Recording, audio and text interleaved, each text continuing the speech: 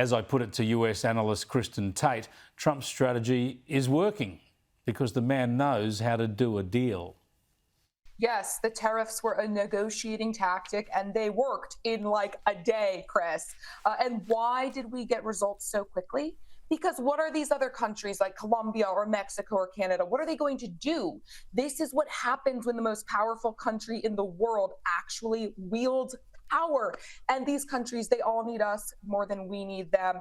So, it's just delusional to think that a country like Mexico would win in a trade war with the United States. Yeah, it's extraordinary to see American power exercised so bluntly and so quickly, as is the way of diplomacy. Everyone likes to claim a bit of a win. Here's the Mexican president. I explained to him the seriousness of the whole question of arms entering Mexico from the US and also arming criminal groups.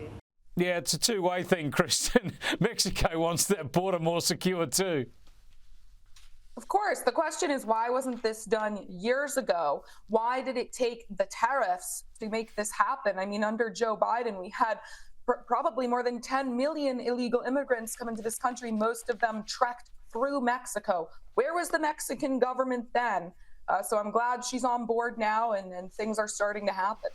Well, it's the same thing in Panama, right? Instead of just sitting back and watching the Panamanians do deals with China and surrender control of such a vital asset that America actually constructed in the first place, Donald Trump's pressure there, again, has had instant results, and Panama is now going to cease dealing with China in the same way. Here's Trump again. The Panama Canal was given foolishly years ago it shouldn't have been happened, years ago to Panama. We gave it away for $1, okay? We gave it away essentially for nothing. And we either want it back or we're going to get something very strong or we're going to take it back. So, Kristin, again, a straightforward approach. He makes a logical argument. The only difference between the Trump approach and the approach of Biden, or just about any other politician around the world, actually, is that he's prepared to exercise that power in a straightforward and clear manner.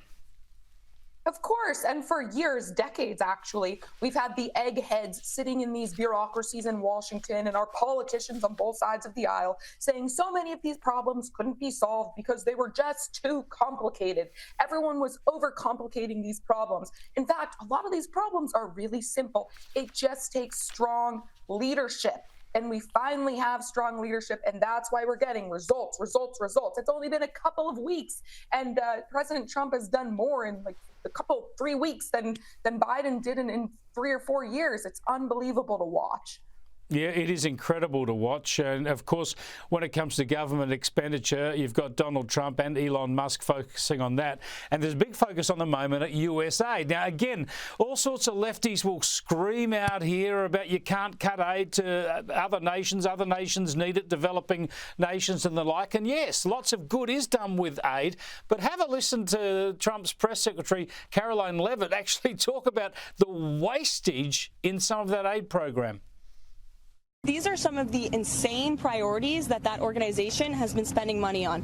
$1.5 million to advance DEI in Serbia's workplaces, $70,000 for a production of a DEI musical in Ireland, $47,000 for a transgender opera in Colombia. Kristin, the argument, again, makes itself. Of course, like all government programs, this one only continues to grow. This may have made sense, this program, maybe 70 years ago after World War II to help people around the world kind of recovering from the trauma of war. But today, USAID delivers over $40 billion worth of absurd goodies, such as LGBTQ programs in parts of the globe that most Americans have never even heard of. It is completely absurd. 99% of Americans have no idea where their tax dollars are going, and they are horrified when they learn. So good on Trump for slashing this absurd spending. This is extraordinary to watch. Are the US media keeping up with the new president's agenda? Barely, Chris. I mean, the president has an incredible staff. They have been working on these EOs for probably over a year now, and they were ready to go and hit the ground running on day one. This is clearly a strategy to just flood the system with EOs and actions, bold actions, all at once. So the media really can't focus on any one thing. I mean, you start talking about one thing before you finish your sentence, he's done another thing. It's just unbelievable. I could go through the list on the things on immigration, declaring a national emergency at the border, reinstating Remain at Mexico. On DEI, he's done a bunch of things, removing federal funding for transgender surgeries from patients under the age of 19. I mean, down the list, you just go on, and the media, their heads are just exploding because they cannot keep up. Great to talk to you again, Kristin, and good luck to you keeping up as well. Thank you, Chris. Great to talk.